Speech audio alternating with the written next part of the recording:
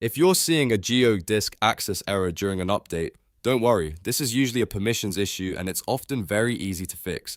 In this video, I'll show you a quick step-by-step method to try first so you can get back to updating your game without wasting time.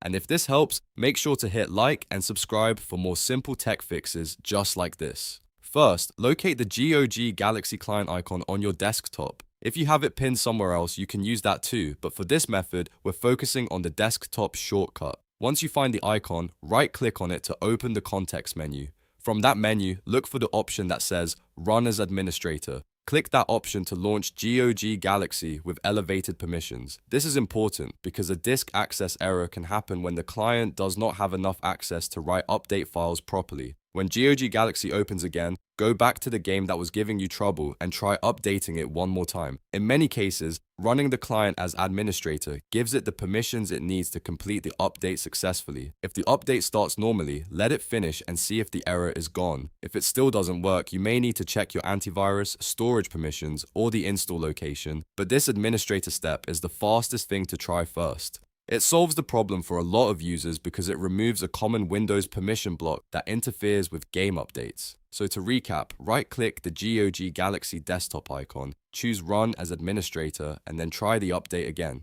It's a simple fix, but it can save you a lot of frustration.